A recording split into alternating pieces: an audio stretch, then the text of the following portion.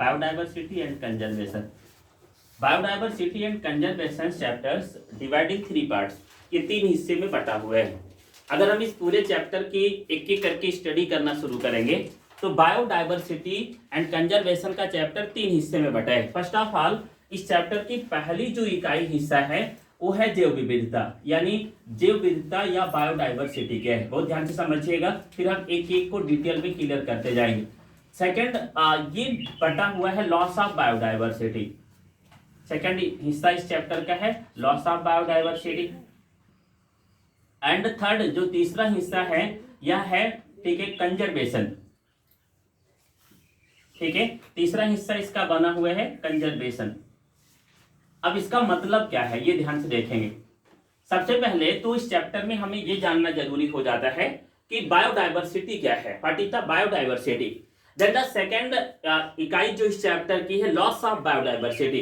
Biodiversity यानी जैव विविधता का विलुप्त होने का कारण क्या है, जैव विविधता क्यों विलुप्त हो रहा है, जैव विविधता के विलुप्त होने से हमारे वातावरण में इसका क्या प्रभाव पड़ रहा है। तो पहला हमें जैव विविधता जानना है, second loss of biodiversity. Then हमें ये जानना है कि इस बायोडाइवर्सिटी को हम कंजर्व क्यों करें, बचाएं क्यों।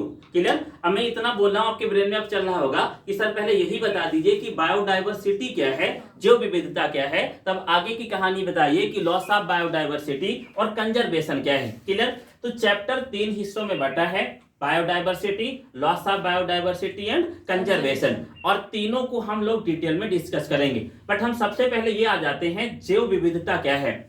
जैव विविधता, बायोडाइवर्सिटी 2 शब्दों से मिलकर बना है। First is the bio and second is the diversity. Clear. अगर हम इसको डिवाइड करें तो 2 भागों में बट जाएगा। बायो मीन्स होता है लिविंग, क्या होता है, लिविंग। क्लियर, यानी सजीव। एंड डाइवर्सिटी मीन्स होता है वेरिएशन, क्या होता है, वेरिएशन यानी विभिन्नता। यानी सजीवों में पाई जाने वाली भिन्नता या विभिन्नता को ही हम क्या कहते हैं, बायोडाइवर्सिटी कहते हैं। कैन यू थिंक, आप विचार करेंगे, मान लीजिए इस इन्वायरमेंट में जिस प्रकार कुत्ता है उस प्रकार बिल्ली है, बिल्ली के समान मनुष्य है, मनुष्य के समान कीट है, कीट के समान तोता है, तोता के समान गौरैया है, गौरैया के समान कछुआ है। कल्पना करते चले, कछुआ के समान कोई अन्य जीव है, नहीं है। This is the biodiversity. Biodiversity means in the environment many types of the living organisms present, and the body structures and shape and the work and the variations of the organs is the differ from each other।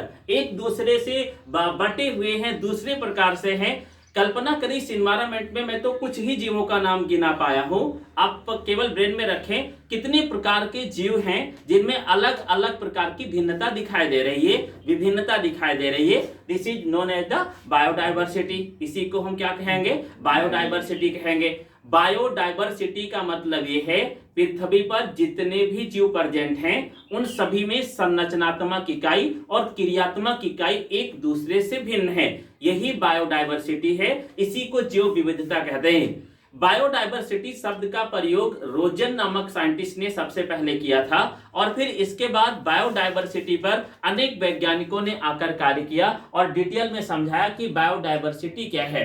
इसके अलावा biodiversity का मुख्य रूप से हमारी environment में कौन सा रोल प्ले कर रही है और बायोडाइवर्सिटी से हमें किस प्रकार का लाभ मिल रहा है, इसके बारे में हम इस चैप्टर में डिटेल से डिस्कस करेंगे। इस चैप्टर में हम ये भी जानेंगे कि बायोडाइवर्सिटी विलुप्त क्यों हो रही है, बायोडाइवर्सिटी के कम होने का कारण क्या है, लगातार जीवों की संख्या पृथ्वी पर कम क्यों हो रही है। लास्ट में हम ये जानेंगे कि इस चैप्टर में बायोडाइवर्सिटी को बचाना क्यों आवश्यक है। थोड़ा यहाँ पर हम इमेजिन कराते हैं, अगर हम लोगों के क्षेत्र इकाई में जहां हम रहते हैं एक तेंदुआ या शेर आ जाए तो हम यही सोचकर उसे मार डालते हैं कि यह हमारे लिए हानिकारक होगा। हम इस चैप्टर में जानेंगे कि तेंदुआ या शेर हमारे लिए हानिकारक तो है ही, परंतु उससे ज्यादा कहीं ना कहीं लाभदायक है, क्योंकि वह हमें अनेक प्रकार से लाभ दे रहा है, परंतु वह हमें दिखाई नहीं दे रहा है। इन्वायरमेंट में जहां तक एक छोटी सी चींटी से लेकर एक ब्लू व्हेल, बड़ी सी मछली नील व्हेल, ये सभी बायोडाइवर्सिटी के रूप में एक इंपॉर्टेंट रोल प्ले करते हैं और एक दूसरे को लाभ पहुंचाते हैं। पर्यावरण में रहने वाला एक एक जीव एक दूसरे से जुड़ा हुआ है और एक दूसरे से लाभान्वित होता है। किसी एक जीव के समाप्त होने से पर्यावरण पर सभी जीवों का इसका इफेक्ट पड़ता है। मैंने इसके पहले एक गिद्ध का एग्जाम्पल देकर आपको बताया था कि वह अपमार्जन का कार्य करता है और पर्यावरण को शुद्ध करने का कार्य करता है। तो इस पर हम डिटेल में डिस्कस करेंगे, बट पहले चैप्टर की शुरुआत कर देते हैं। एक शब्द और लिखा हुआ है चैप्टर का हिस्सा, वो क्लियर कर देते हैं। कंजर्वेशन। कंजर्वेशन मीन्स होता है बचाव करना। क्या करना? बचाव करना, बचा लेना। अब बचाव करने का मतलब क्या है? किसी इन्वायरमेंट में अगर कोई जीव फॉर एग्जांपल पोषण के कारण, जनन के कारण, श्वसन के कारण या किसी अन्य कारणों से समाप्त हो रहा है, लगातार उसकी संख्या कम होती जा रही है, तो मनुष्य की इकाइयों के द्वारा जब उसे बचा लिया जाता है तो यह प्रक्रिया कंजर्वेशन या संरक्षण कहलाती है। अनेक प्रकार के संरक्षण भी हम यहाँ पर डिस्कस करेंगे, जो दो हिस्सों में बटे हुए हैं, इन सीटू कंजर्वेशन और एक्स सीटू कंजर्वेशन, स्वस्थानीय संरक्षण और बहिस्थानीय संरक्षण, जिनके बारे में डिटेल डिस्कस किया जाएगा। चैप्टर की शुरुआत कर लेंगे। फर्स्ट हेडिंग डाल लेंगे जैव विविधता। पहले इतना जरूर लिख लीजिए जैसे मैंने लिखा है एरो करके। 3 पार्ट्स में चैप्टर बटा हुए है। First is biodiversity, second is loss of biodiversity and third is conservation. Biodiversity, loss of biodiversity, conservation. Biodiversity, loss of biodiversity, conservation. जल्दी करें, हो गया। फर्स्ट हेडिंग डाल देंगे जैव विविधता। जैव विविधता या बायोडाइवर्सिटी लिखें। जैव विविधता दो शब्दों से मिलकर बना है। जैव विविधता दो शब्दों से मिलकर बना है। दो शब्दों से मिलकर बना है, जिसका अर्थ होता है बायो, जिसका अर्थ होता है bio means living, plus diversity means variation. Bio means living plus diversity means variation. Diversity means variation. कल्पना करें कि थोड़ा सा पेन रोककर, इन्वायरमेंट में एक ही प्रकार का जीव पाया जाता, केवल मनुष्य ही पाया जाता। कल्पना करो, केवल किसी भी स्थान पर पर्यावरण में, पूरे ब्रह्मांड में केवल मनुष्य ही होता। तो जो हम गुलाब, गुड़हल, गेंदा देखकर उसके पार्ट ऑफ अट्रैक्शन को महसूस करते हैं, पक्षियों को देखकर अट्रैक्शन को महसूस करते हैं, पेड़ पौधों को देखकर अट्रैक्शन को महसूस करते हैं, और डायरेक्टली और इनडायरेक्टली पता नहीं कितने लाभ प्राप्त करते हैं, वो पॉसिबल नहीं था। हमने जो पिछला चैप्टर पढ़ा था वहां पर आपको समष्टि पढ़ाई गई थी। बार बार ये कहा गया था उस चैप्टर में कि कोई भी जीव किसी भी समष्टि में अकेले नहीं रह सकता है। वह तभी अन्य क्रियाकलापों को पूर्ण कर पाएगा जब वह दूसरे जीवों के साथ रहता हो। क्लियर? बायोडाइवर्सिटी में हमें उसी के बारे में डिटेल डिस्कस करना है कि कोई भी डाइवर्सिटी अकेले एक जीव की नहीं हो सकती। वहां पर अनेक इकाई के जीव पाए जाते हैं। This is known as the biodiversity. लिखे, बायोडाइवर्सिटी दो शब्दों से मिलकर बना है, जिसका अर्थ है bio means living plus diversity means variation. अर्थात नेक्स्ट लाइन से लिखें, पृथ्वी पर पाए जाने वाले, पृथ्वी पर पाए जाने वाले, पृथ्वी पर पाए जाने वाले विभिन्न प्रकार के जीवों की भिन्नता, पाए जाने वाले विभिन्न प्रकार के जीवों की भिन्नता जैव विविधता कहलाती है। विभिन्न प्रकार के जीवों की भिन्नता जैव विविधता कहलाती है। जैव विविधता कहलाती है। नेक्स्ट लाइन से लिखेंगे कलर चेंज करके। फर्स्ट पॉइंट रिमार्क में भी कर सकते हैं या वैसे कलर चेंज करके लिखेंगे। रोजेन ने 1985 में, रोजेन ने 1985 में बायोडाइवर्सिटी, 1985 में बायोडाइवर्सिटी शब्द का प्रयोग किया था। बायोडाइवर्सिटी शब्द का प्रयोग किया था। नेक्स्ट पॉइंट लिखेंगे एक और। एडवर्ड विल्सन ने एडवर्ड विल्सन ने 1992 में, एडवर्ड विल्सन ने 1992 में जैव विविधता के महत्व को समझाया। एडवर्ड विल्सन ने 1992 में जैव विविधता के महत्व को समझाया। जैव विविधता के महत्व को समझाया। ठीक है, दिस इज द बायोडाइवर्सिटी। आपको बहुत ज्यादा यहाँ पर सोचना नहीं है कि इसकी परिभाषा पूछी जाएगी। बायोडाइवर्सिटी ज्यादातर बुकों में सीधे टॉपिक पर शुरुआत होती है, परिभाषा दी ही नहीं गई है। बट हम चैप्टर की शुरुआत के दौरान ही बायोडाइवर्सिटी का मतलब समझा रहे, तभी आपको चैप्टर समझ में आएगा। बायोडाइवर्सिटी का मतलब ये है पृथ्वी पर उपस्थित जीवों की भिन्नता, जिसमें अलग अलग प्रकार के स्वरूप और संरचनात्मक इकाई पाई जाती है, इसी को हम बायोडाइवर्सिटी कहते हैं। बायोडाइवर्सिटी की शुरुआत 1985 से होती है, जहां पर रोजन ने 1985 में आकर सबसे पहले बताया कि जैव विविधता या बायोडाइवर्सिटी शब्द क्या है। देन इसके बाद में कुछ सालों बाद 1992 में एडवर्ड विल्सन ने इसको 100% शुद्ध करके बताया कि बायोडाइवर्सिटी का वास्तविक मतलब क्या है, यानी इसे पूर्ण रूप से समझाने का प्रयास किया। देन हम आगे चलते हैं, बायोडाइवर्सिटी के प्रकार कितने हैं इस पर डिस्कस करते हैं। हेडिंग डालेंगे जैव विविधता के प्रकार। नेक्स्ट हेडिंग, जैव विविधता के प्रकार, टाइप्स ऑफ बायोडाइवर्सिटी।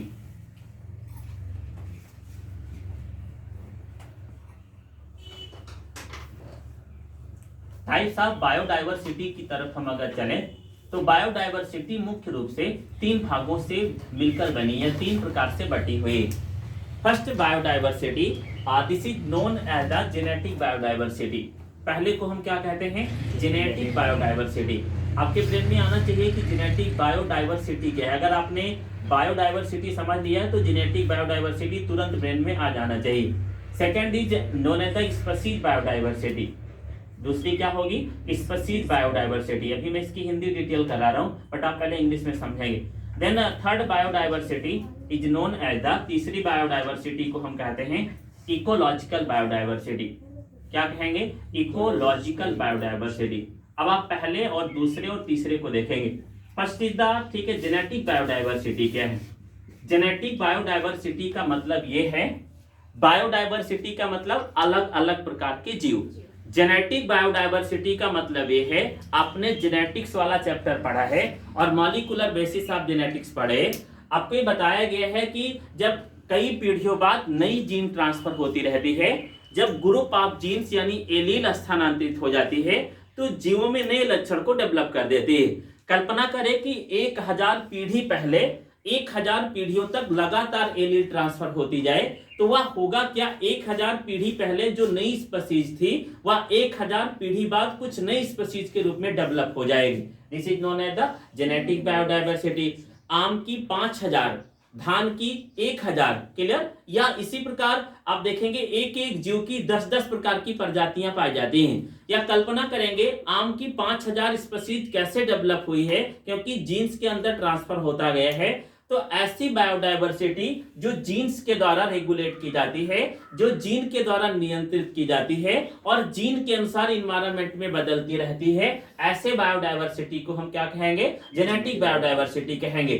भारत में आम और धान की अनेक प्रजातियां पाई जाती हैं, जिसका मुख्य कारण जेनेटिक बायोडाइवर्सिटी है। स्पीशीज बायोडाइवर्सिटी क्या है, किसी भी जात में एक से दूसरी स्पीशीज जब एक से दूसरे स्थान पर लगातार अपने आप को डेवलप करती है, तो वहां पर स्पीशीज बायोडाइवर्सिटी, जातीय जैव विविधता डेवलप हो जाती है। जातीय जैव विविधता का मतलब क्या, एग्जांपल लेते हैं, हिबिस्कस रोजा साइनेंसिस एक प्रजाति है, हिबिस्कस रोजा टिक्रोसस दूसरी प्रजाति है, बट दोनों के जीनस हिबिस्कस हैं, यानी इनकी उत्पत्ति हिबिस्कस से हुई है। देन कुछ समय में स्पीशीज वेरिएशन हो गए हैं, this is known as the species biodiversity. Ecological biodiversity क्या है, जब किसी पारिस्थितिकी में या पारितंत्र में कोई जीव रहता है, तो पारितंत्र का उस जीव पर इफेक्ट पड़ता है। धीरे धीरे पारितंत्र के अनुसार वह जीव अपनी इकाई या संरचना को अलग प्रकार से डेवलप कर लेता है, this is known as the ecological biodiversity. अब मैं एग्जांपल बेस्ट देता हूं, ध्यान से सुनेंगे।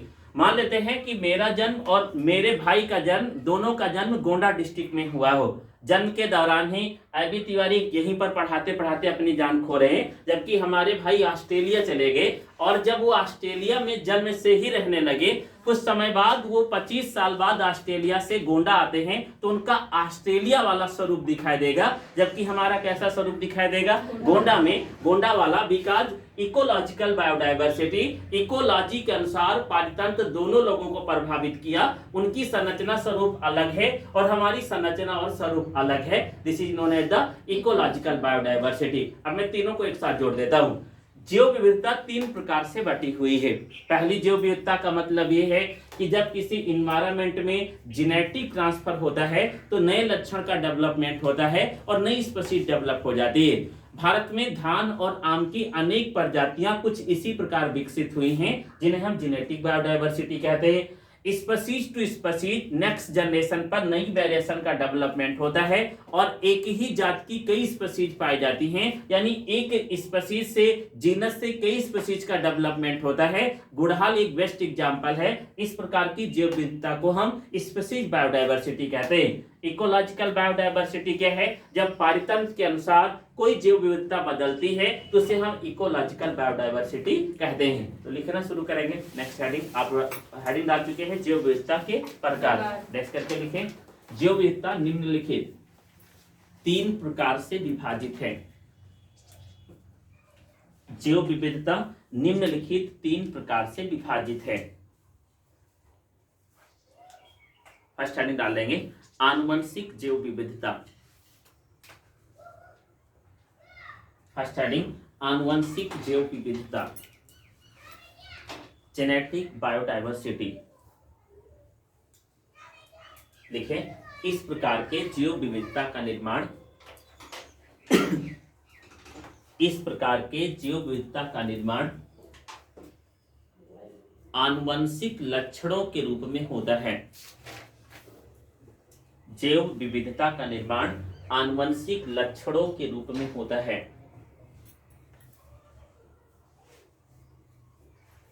फुल विराम करके लिखेंगे। इस प्रकार की जैव विविधता आनुवंशिक लक्षणों से विकसित होती है। इस प्रकार की जैव विविधता आनुवंशिक लक्षणों से विकसित होती है। आनुवंशिक लक्षणों से विकसित होती है। उदाहरण लिखेंगे। हमारे देश में आनुवंशिक लक्षणों से विकसित होती है। हो गया। उदाहरण लिखें। हमारे देश में धान की लगभग 50,000 जबकि आम की 10,000। हमारे देश में लगभग धान की 50,000 जबकि आम की 10,000 आनुवंशिक रूप से प्रजातियां पाई जाती हैं। आनुवंशिक रूप से प्रजातियां पाई जाती हैं। धान की 50,000, आम की 10,000 आनुवंशिक रूप से प्रजातियां पाई जाती हैं। ठीक है। This is genetic biodiversity. Clear हो रहा है सभी को? Yes sir. कितने लोगों को समझ में आ रहा है? 100%। जेनेटिक बायोडाइवर्सिटी को एक बार रिवाइज कर देते हैं, कान खोलकर सुन लीजिएगा। देन इसके बाद आपको नेक्स्ट टॉपिक पर आ जाना है। जेनेटिक बायोडाइवर्सिटी का मतलब ये है कि जब कई पीढ़ियों तक जीन्स ट्रांसफर होती है, तो जब हजारों पीढ़ियों तक जीन बदलती जाती है तो नए लक्षण की स्पीशीज को डेवलप कर देती है। अब वह स्पीशीज, मैं एक एग्जांपल पहले दे चुका हूँ। मान लीजिए एक डीएनए के साथ समझाई देते हैं। मान लेते हैं एक छोटा सा डीएनए है। इस डीएनए पर कुछ 7-8 जीन उपस्थित है। कल्पना करेंगे, यह जीन किसी लक्षण के लिए, यह जीन किसी लक्षण के लिए, यह जीन किसी लक्षण के लिए, यह जीन किसी लक्षण के लिए उत्तरदायी है। पहली जीन को मान लेते हैं जो एक नए लक्षण के लिए उत्तरदायी है। जब फर्टिलाइजेशन हुआ तो यह जीन अगली पीढ़ी तक पहुंच गई तो एक लक्षण डेवलप कर देगी। जब अगली पीढ़ी में दूसरी जीन पहुंच गई तो दूसरा लक्षण डेवलप कर देगी। अगली पीढ़ी में नई जीन बनी, ये पहुंच गई तो तीसरा लक्षण डेवलप कर देगी। चौथा लक्षण डेवलप हो जाएगा। अब जो जीव उत्पन्न हुआ उसमें 4 नए लक्षण डेवलप हो गए जो अभी 4 पीढ़ियों पहले नहीं थे। समझ गया ना। अब वो 4 नए लक्षण जब डेवलप होंगे तो सभी लक्षणों पीढ़ियों के जीवों से अलग हो जाएंगे। This is develop the biodiversity, नए जीव का निर्माण कर देंगे। And this is known as the genetic biodiversity. अपने जैसे धान का नाम सुना होगा, ये वाला बासमती चावल है, ये मंसूरी चावल है, ये टाइप्स का ठीक है स्पीशीज है। सबकी कहीं ना कहीं उत्पत्ति एक ही स्पीशीज से हुई है, ओराइजा सेटाइवा से। जब धीरे धीरे इनमें जीन वेरिएशन होता गया है और आज अनेक प्रकार के धान की प्रजातियां पाई जाती हैं। ये लंगड़ा है, दशहरी है, ये टाइप का पता नहीं कितने आम है, समझ पा रहे हैं। स्पीशीज है, लंगड़ा आम कहा जाता है, सफेदा आम कहा जाता है। तो इन सभी आम का भी निर्माण कहीं ना कहीं जीन वेरिएशन के कारण हुआ है। This is known as the genetic biodiversity. Species biodiversity next heading डालेंगे। अगली हेडिंग जातीय जैव विविधता या स्पीशीज बायोडाइवर्सिटी। सेकेंड हेडिंग जातीय जैव विविधता या स्पीशीज बायोडाइवर्सिटी। जातीय जैव विविधता के बारे में लिखें, इस प्रकार की जैव विविधता जातीय स्तर पर मिलती है, जातीय स्तर पर मिलती है। इस प्रकार की जैव विविधता जातीय स्तर पर मिलती है, जातीय स्तर पर मिलती है। पूर्ण विराम करके लिखेंगे, पर्यावरण में रहने वाली जातियां, पर्यावरण में रहने वाली जातियां एक दूसरे को जातीय स्तर पर, एक दूसरे को जातीय स्तर पर प्रभावित करती हैं, एक दूसरे को जातीय स्तर पर प्रभावित करती है। उदाहरण लिखेंगे,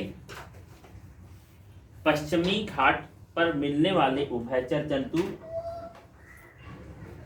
पश्चिमी घाट पर मिलने वाले उभयचर जंतु पश्चिमी घाट पर मिलने वाले उभयचर जंतु पूर्वी घाट की तुलना में अधिक है। उभयचर जंतु पूर्वी घाट की तुलना में अधिक हैं, पूर्वी घाट की तुलना में अधिक हैं। थर्ड हेडिंग डाल देंगे, पारिस्थितिकीय विविधता, इकोलॉजिकल बायोडाइवर्सिटी। पारिस्थितिकीय विविधता,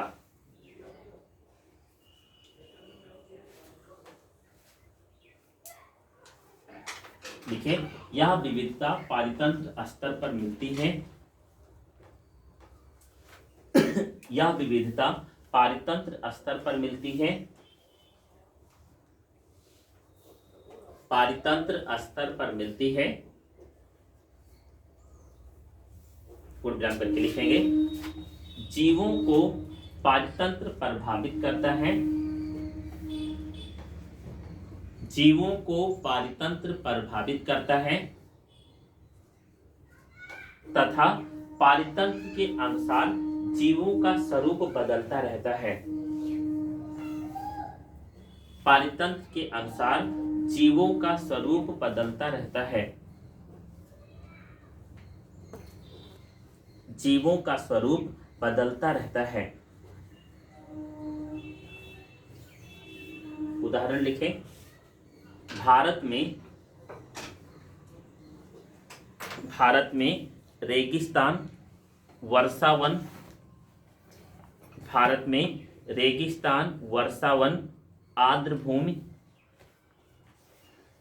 रेगिस्तान, वर्षावन, आर्द्र भूमि,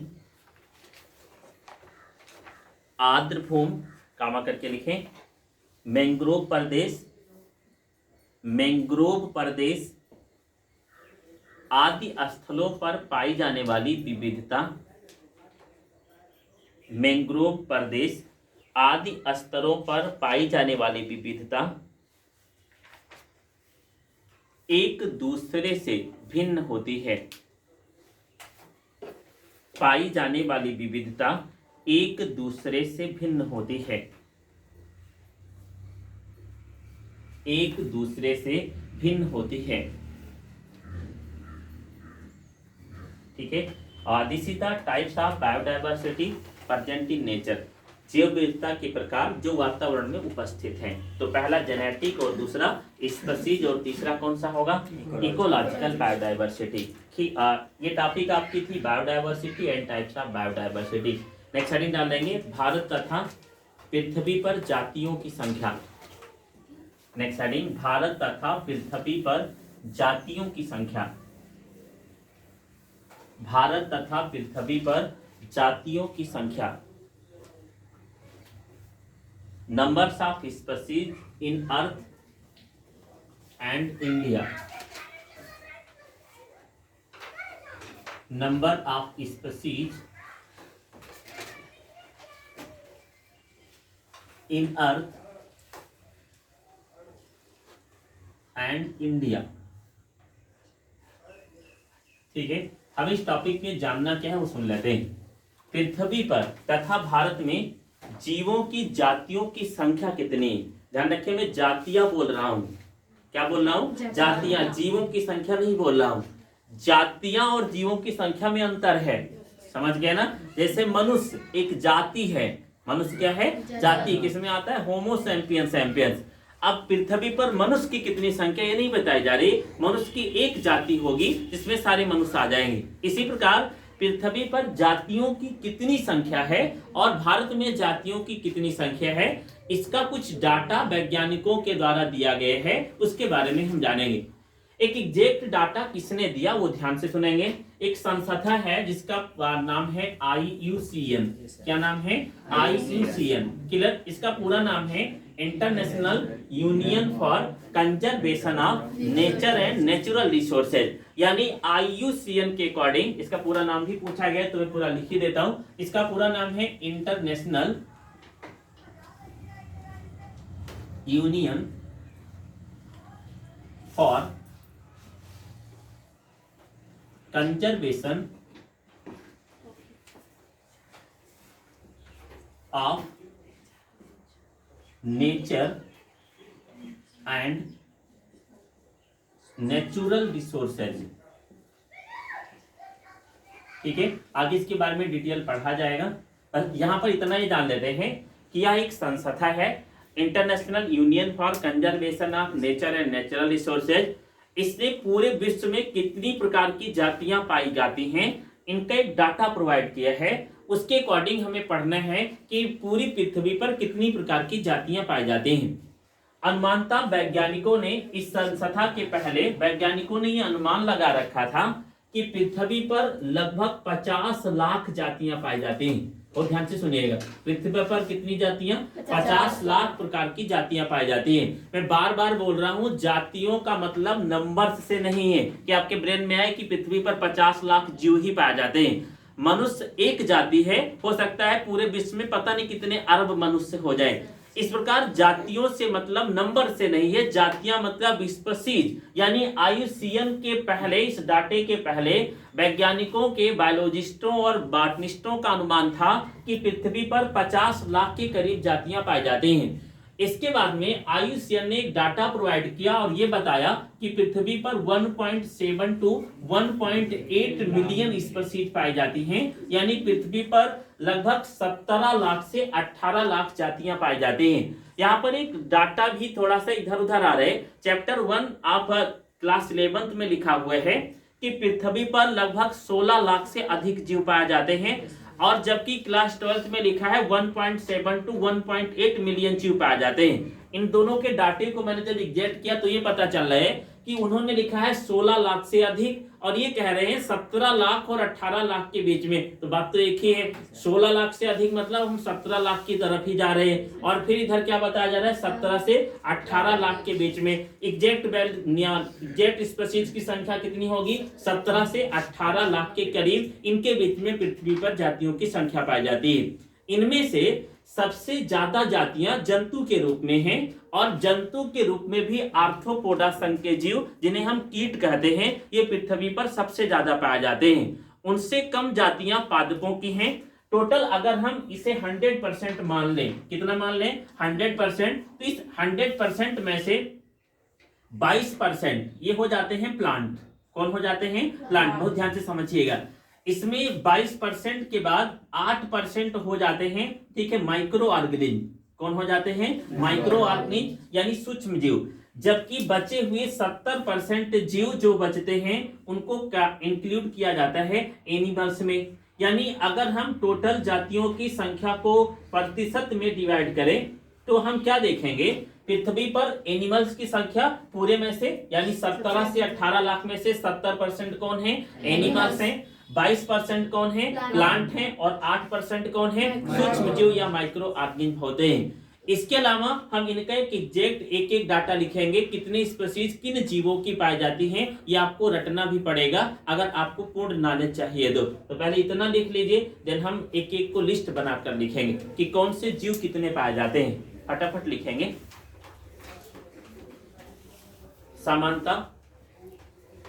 समानता जीव वैज्ञानिकों का अनुमान था।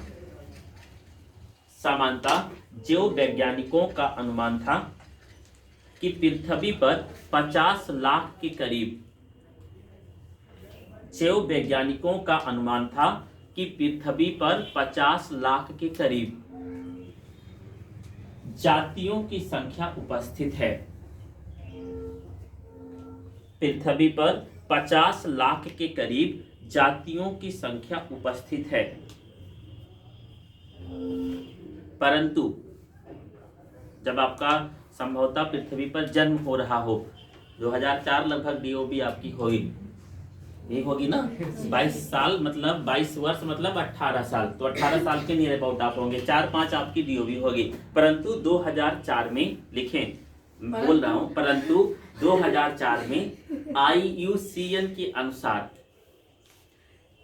परंतु 2004 में IUCN, पूरा नाम लिखा हुआ है, आप ऊपर लिख सकते हैं, IUCN के अनुसार, IUCN के अनुसार पृथ्वी पर 17 लाख से लेकर 18 लाख के बीच में,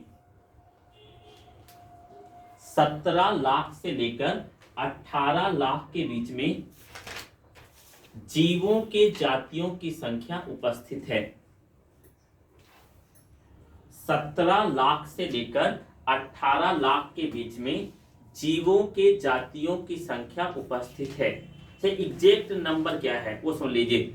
IUCN ने बताया है 17,19,584 कितनी जातियां उपस्थित हैं? 17,19,584 जातियां पृथ्वी पर उपस्थित है। बट यहाँ ज्यादातर बुकों और राइटरों ने ये लिखा है कि 17 लाख से अधिक और 18 लाख से कम, यानी 17 और 18 लाख के मध्य में जीवों की जातियां उपस्थित है। वीरबाला रस्तोगी ने क्लास 11 के चैप्टर में लिखा है कि 16 लाख से कहीं अधिक जातियां पृथ्वी पर पाई जाती हैं। यानी अनुमान तो था कि 50 लाख हैं, बट अभी तक जो डाटा फाइंड हो पाया है उससे पता चलता है कि पृथ्वी पर 17 से 18 लाख जातियां उपस्थित है। और सुनिएगा, हम कुछ जातियों को ढूंढ ही नहीं सकते हैं।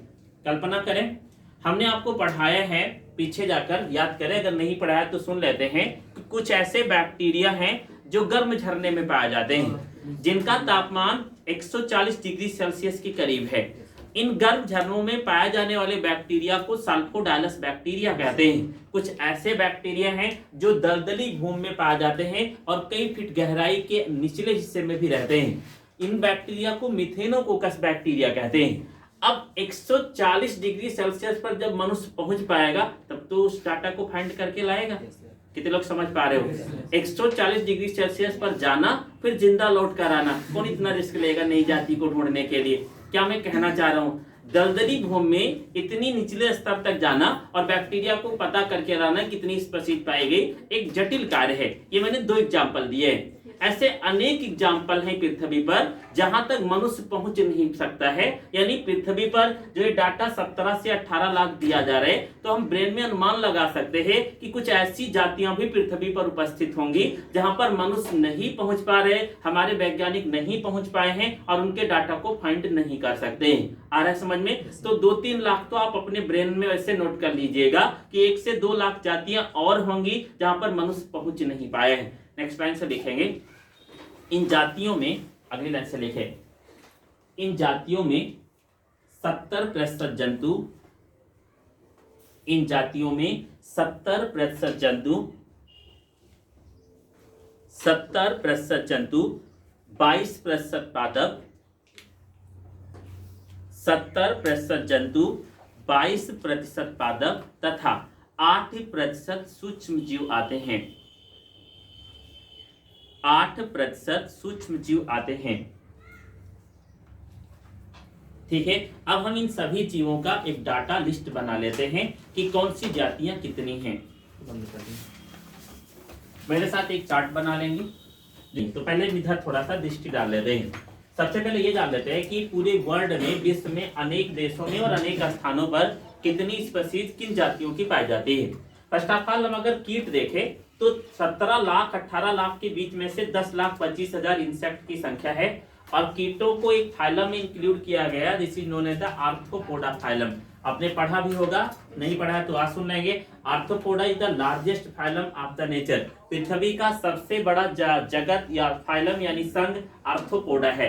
देन उसके बाद देखें उच्च पादप यानी हायर प्लांट्स की संख्या 2,70,000 है। हायर प्लांट्स में दो प्रकार के प्लांट आते हैं, ध्यान से सुनिएगा। हायर प्लांट्स में यहाँ मैंने अलग अलग लिखा है और अलग अलग, एक होगा आवृत बीजी और दूसरे होंगे अनावृत बीजी कैटेगरी के प्लांट आते हैं। तो पृथ्वी पर इन दोनों पादपों की संख्या 2,70,000 प्रकार की स्पीशीज में है। कवक फंजाई जो ठीक है माइकोसिटीज के अंतर्गत आते हैं। आपको 11 चैप्टर्स मैंने 11th में नहीं पढ़ाया है, बट जिनको पढ़ा है वो सुनेंगे। हमने 5 किंगडम बांट रखा है आर्य छुटेकर के अनुसार। कौन कौन सा? Monera, Protista, Fungi, Plantae, Animalia. जबकि 4 अर्नेस्ट हेकल ने बांट दिया था। 5वां जैसे आर्य छुटेकर आते हैं उन्होंने कवक जगत को अलग किया और उसमें से 72,000 स्पीशीज अभी तक प्रेजेंट है पृथ्वी पर। देन इसके अलावा मोलस्का के अंतर्गत पाए जाने वाले जीवों की संख्या 70,000 है। मोलस्का शब्द आपके लिए विशेष हो सकता है, बट मोलस्का के लिए ब्रेन में रखेंगे। मोलस्का के अंतर्गत ऑक्टोपस आता है, मोलस्का के अंतर्गत एप्पल स्नेल या पाइला आता है। ये दो एनिमल्स आपको याद कराएंगे कि मोलस्का फाइलम क्या है। प्रोटोजोआ के अंतर्गत 40,000 स्पीशीज है। प्रोटोजोआ में ठीक है कौन कौन आते हैं? 4 भाई मुख्य आते हैं इसमें, ऐसे 40,000 है। 4 भाइयों का नाम है अमीबा, पैरामीशियम, यूग्लिना और प्लाज्मोडियम। ये 4 सगे भाई जो इसी संघ के अंतर्गत आते हैं। देन इसके अलावा शैवाल, शैवाल की संख्या 40,000 पूरे विश्व में है। शैवाल अनेक प्रकार के Spirogyra, Oedogonium, Chara, Ulothrix, Volvox, किलर types of the many algae, ये सभी 40,000 हैं जो पूरी पृथ्वी पर पाए जाते हैं। क्रस्टेशियन की संख्या, ये कीट के समान जीव होते हैं परंतु ये कीट नहीं होते हैं। इनकी संख्या 43,000 के करीब है। मछलियां, ठीक है, विभिन्न प्रकार की मछली 2-4 आप जानते होंगे, रोहू मछली, कटला मछली, killer, catfish, dogfish, ऐसी मछलियों के नाम सुने होंगे जिनकी संख्या पूरी पृथ्वी पर 26,950 स्पीशीज के रूप में है। पक्षियों की संख्या 9700, 9,700 है। ये बहुत ज्यादा नहीं दिखाई दे रहे, परंतु 9,700 पक्षी कम नहीं है। 9700 स्पीशीज पक्षी की पाई जाती है। देन आगे देखेंगे सरसर रेप्टाइल्स की संख्या 7150 है। स्तनधारी मैमल्स की संख्या 4650 है। उभयचर की संख्या यानी एम्फीबियन जिसमें मेढक आता है, इनकी संख्या कितनी है? 4780। बैक्टीरिया पृथ्वी पर 4000 प्रकार के पाए जाते हैं। मैं तो कह रहा हूँ बैक्टीरिया 4000 लिखा है, बट इनको आप ब्रेन में 8000 के करीब नोट करके रखें, क्योंकि बैक्टीरिया ही एक ऐसे जीव है जहां पर मनुष्य पहुंच नहीं पा रहे, उन स्थानों पर पाए जाते हैं। देन विषाणुओं की संख्या, वायरस कुछ तो फाइंड नहीं हो पाए जिनकी संख्या 1585 है, और कुछ लगातार हर 10 से 15 दिन में एक नए वायरस का वेरिएंट बन रहा है, तो इनकी संख्या भी इनफाइनाइट हो सकती है। अन्य जिनको अभी ढूंढा नहीं जा सका है, यानी जिनको ढूंढा जाएगा या जिनके ढूंढने का अनुमान लगाया जा रहा है, उनकी संख्या 1,10,000 के करीब है। क्रीम या नीमेटोड्स की संख्या जो पृथ्वी के ऊपरी भाग में बिल बनाकर रहते हैं, ऐसे जीवों की संख्या लगभग 25,000 के करीब है। This data complete data of the environment, complete data of the world universe, पूरे ब्रह्मांड का ये डाटा है जो जीवों को अलग अलग फाइंड कर रहे हैं। अब भारत की तरफ हम दृष्टि डालते हैं। भारत में कौन कौन सी जातियां कितनी पाई जाती हैं? कवक की जातियां 23,000, आवृत बीजी पादपों की जातियां जिसमें आम, बरगद, पीपल आदि आते हैं 17,500 पाया जाता है। ब्रायोफाइटा की जातियां रिसिया, मार्गेंसिया, एंथोसिरा, स्पोगोनेटम जैसे प्लांट्स आते हैं, इनकी संख्या 2564 पाई जाती है। शैवालों की संख्या 2500, टेरिडोफाइटा की संख्या 1022, जीवाणु की संख्या 850, अनावृत बीजी की संख्या केवल 64 पाई जाती है। साइकस, साइनस, गिंगो बिलोबा, इक्विटरा जैसे प्लांट इसमें आते हैं। आर्थ्रोपोडा की संख्या 57,525।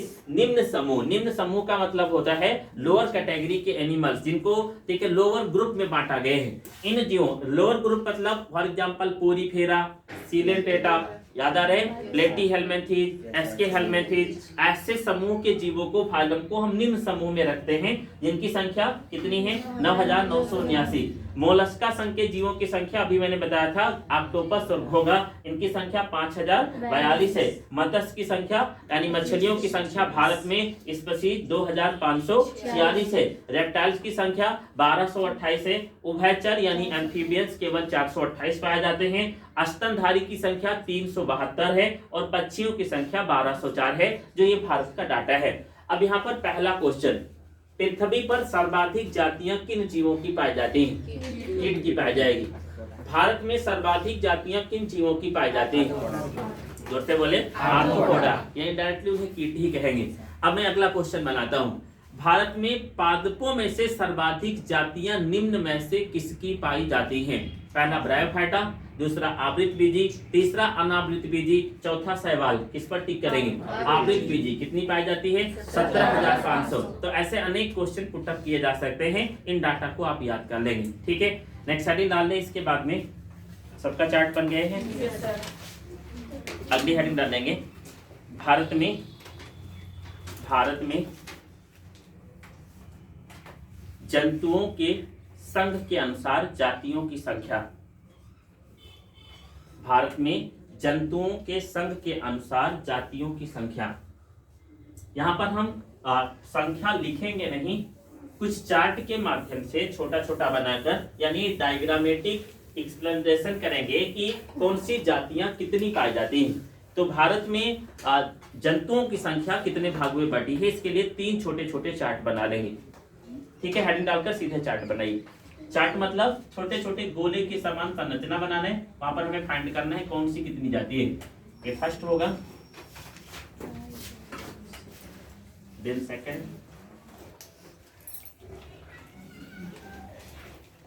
ये होगा इनवर्टिब्रेट्स,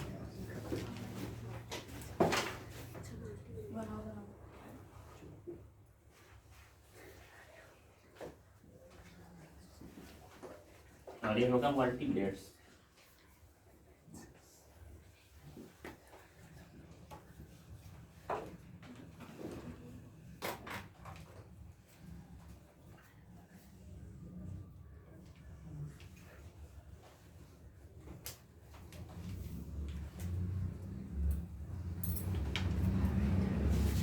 सबसे ज्यादा कौन होंगे?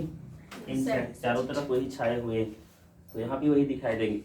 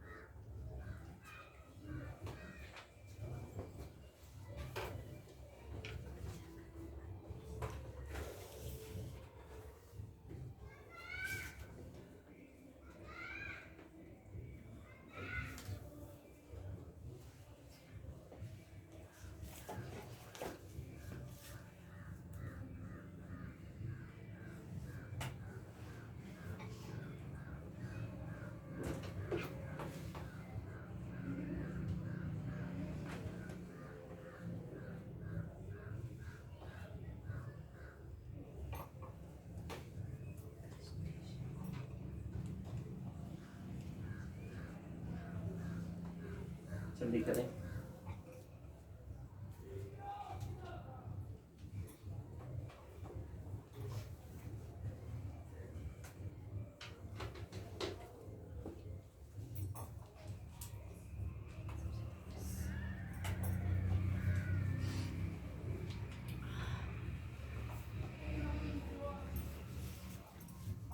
जल्दी करें।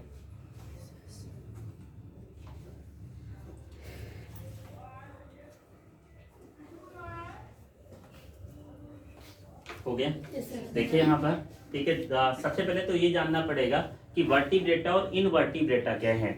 वर्टिब्रेटा मतलब क्या है और इनवर्टिब्रेटा मतलब क्या है। आपको, ठीक है, 11th के चैप्टर एनिमल किंगडम में फाइलम पढ़ाया जाता है।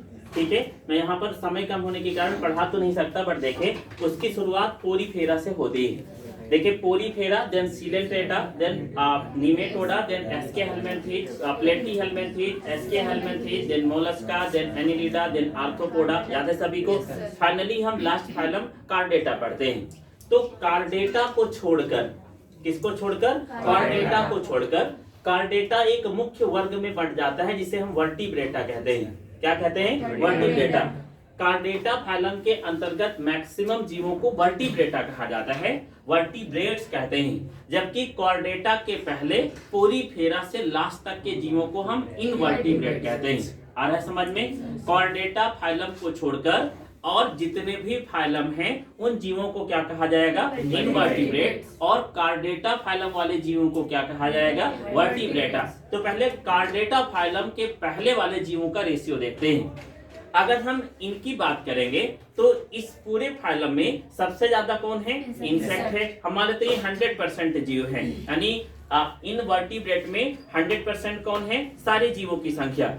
इसमें से लगभग 85% जीव कौन पाए जाएंगे? इंसेक्ट पाए जाएंगे। उनसे ज्यादा कौन पाए जाएंगे? अदर एनिमल्स पाए जाएंगे। उनसे कम कौन पाए जाएंगे? क्रस्टेशियन पाए जाएंगे। और सबसे कम कौन पाए जाएंगे? मोलस्क पाए जाएंगे। आ रहा है समझ में? सबसे ज्यादा, ठीक है, इंसेक्ट और सबसे कम मोलस्क पाए जाएंगे। इसके लिए मैंने एक विशेष प्रकार का प्रोसेस बना रखा है, ठीक है, जो आप याद करें। एफबी पर राम।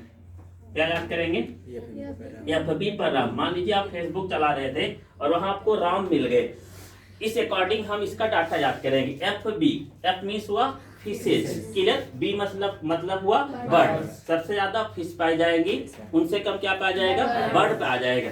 देन पर का मतलब, ठीक है, साथ में लिया गया समझने के लिए। देन आर का मतलब क्या हो जाएगा? रेप्टाइल्स। उससे कम क्या पाया जाएगा? रेप्टाइल्स। देन उससे कम क्या पाया जाएगा?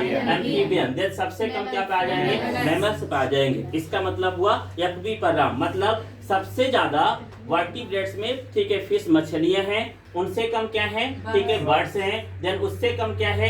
एम्फीबियन है। देन उनसे कम क्या है? मैमल्स है। सबसे कम कौन पाए जाएंगे? मैमल्स। और सबसे ज्यादा कौन पाए जाएंगे? मछलियां पाई जाती हैं। तो इसे आप नीचे लिख सकते हैं याद करने के लिए, एफबी पर राम। इसके अलावा हम प्लांट का भी डाटा फाइंड कर लेंगे चार्ट बनाकर। नेक्स्ट हेडिंग कर लीजिए। अगली हेडिंग, भारत में पादपों की संख्या। भारत में पादपों की संख्या।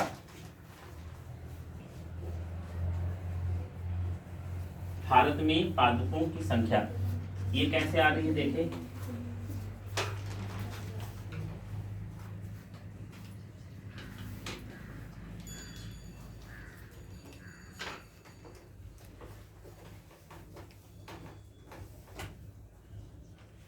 फटाफट बना ले।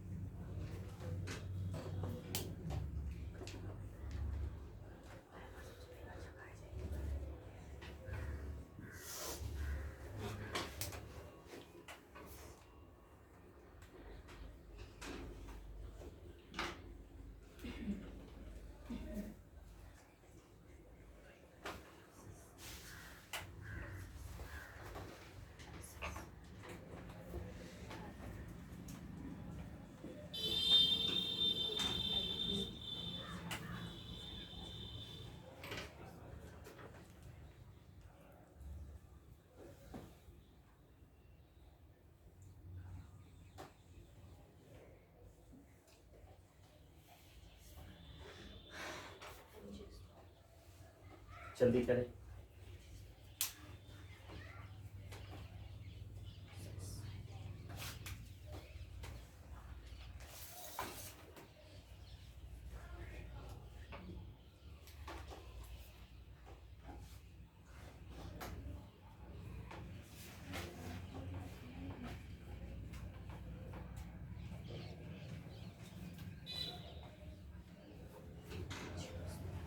हो गए। देखिए यहाँ पर अगर हम प्लांट का डाटा देखें तो सबसे ज्यादा तो यहाँ पर पाए जाएंगे फंजाई। कौन पाए जाएंगे? फंजाई। उनसे कम कौन पाए जाएंगे? Angiospermic plant. उनसे कम कौन है? एल्गी हैं। उनसे कम कौन है? मॉसेज हैं। उनसे कम कौन है? लाइकेन। और सबसे कम कौन पाए जाएंगे? फर्न पाए जाते हैं। तो इसी का complete data plant present in India, Bharat में पाए जाने वाले पादपों का एक रेशियो दिया जा रहा है। ये इनवर्टिब्रेट, वर्टिब्रेट और प्लांट का रेशियो है जो एनसीईआरटी के अकॉर्डिंग आपको फाइंड किया गया है। ये आपका था topic biodiversity, types of biodiversity and the species present in the universe and present in the India. Next आप हेडिंग डाल दीजिए। सेकंड टॉपिक पर अब हम आ जाएंगे, लॉस ऑफ बायोडाइवर्सिटी। पहला मैंने चैप्टर को 3 हिस्से में बांट दिया था। पहला जैव विविधता, दूसरा जैव विविधता की कमी का कारण यानी लॉस ऑफ बायोडाइवर्सिटी, और तीसरा है कंजर्वेशन। तो अब आप सेकंड यूनिट तक आ गए हैं। हेडिंग डाल दीजिए, जैव विविधता की क्षति। नेक्स्ट हेडिंग, जैव विविधता की क्षति, लॉस ऑफ बायोडाइवर्सिटी। यहां से डिस्कस नेक्स्ट लेक्चर में करेंगे। आज के दिन में जितना भी आपको पढ़ाया गया है इसे आप 100% तैयार करके आएंगे। कोई एक्स्ट्रा HW नहीं है। HW आपका केवल पुराना है जो आपका 60 नोट कंप्लीट करके आना है, जो कुछ रह गया हो। और ये चैप्टर जितना पढ़ाया गया ये दूसरे दिन के लिए नहीं छोड़ेंगे।